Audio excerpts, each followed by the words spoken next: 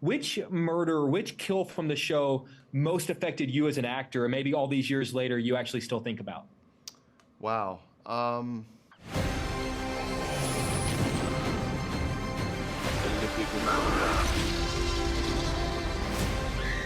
we're going, we don't need roads.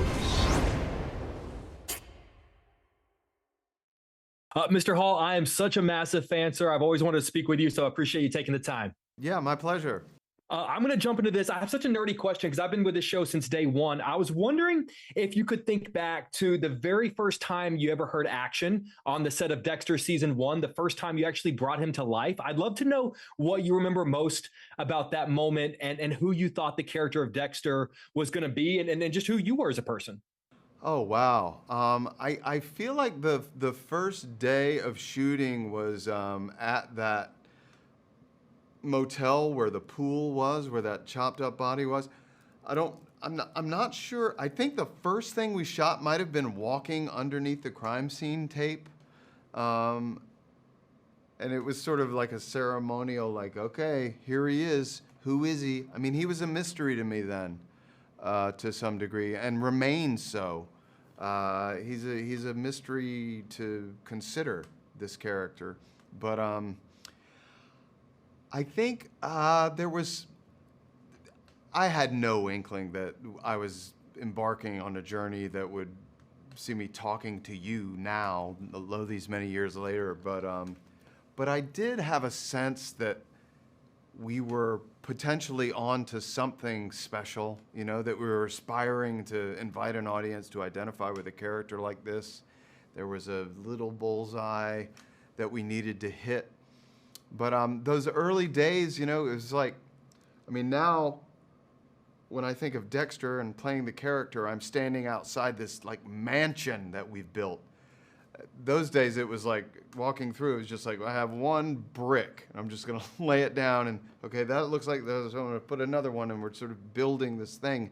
And as it's built, you start to have ideas about, you know, different rooms you can build onto it, and it reveals itself. And now it's, yeah, it's a much more substantial structure.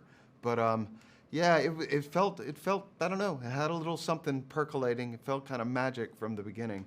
Well, it's a mansion I'm happy to have lived in all these years, and I love the idea of under the tape being sort of that first shot. Yeah. Dexter is a character who doesn't necessarily just kill and move on. Sometimes the kills and the death, they stay with him, and sometimes they mold him and morph who he is. I'm sort of curious, over the years that you've played this man, which murder, which kill from the show most affected you as an actor, and maybe all these years later you actually still think about?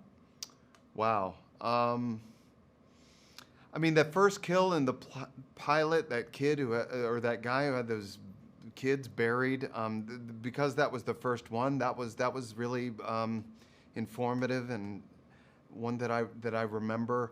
I think for the character, the one that stayed with him the most and haunted him the most is the Trinity Killer.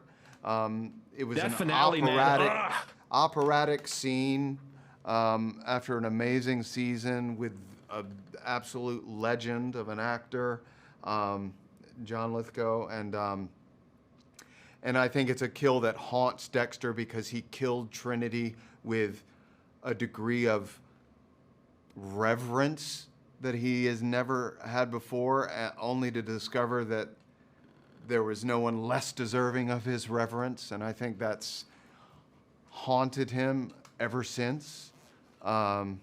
That's probably the one I'd point to, yeah. Honestly, those are two great ones though, and that season 4 finale, I will never forget where I was seeing that. I'm going to cut you loose on this. It goes without saying that original series finale, it left fans with a lot of very intense opinions. So I'm sure curious, when the day comes and you really do say goodbye to Dexter for the final time, and hopefully it's not for a while because I'm very happy that you're back. I'd love to know, what is the most important lesson you learned from that first series finale that might navigate how you approach what will be the true finale in the future, hopefully many years from now?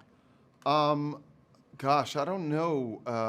I think, you know, the in hindsight, all the sort of difficult stopping points or thresholds we've got to. Dexter putting himself in self-imposed exile, or Dexter getting taken out by his son.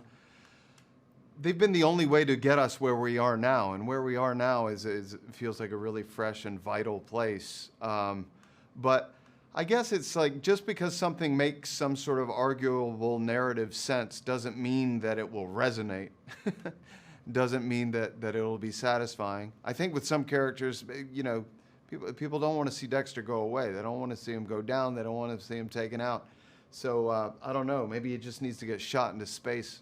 I'm here for that season, man. I'm here for Dexter in space. Don't tease me with a good time, man. Mr. Hall, they're pulling me out of here. I got 10,000 more questions. If you can't tell, I'm a fan of yours, sir. And obviously not just this, but 6 Feet Under. You're giving me some of the greatest television moments of my life. So I just want to say thank you, sir. Yeah, well, you're welcome. Thanks for saying so. I appreciate it. It's a real good, real pleasure to meet you.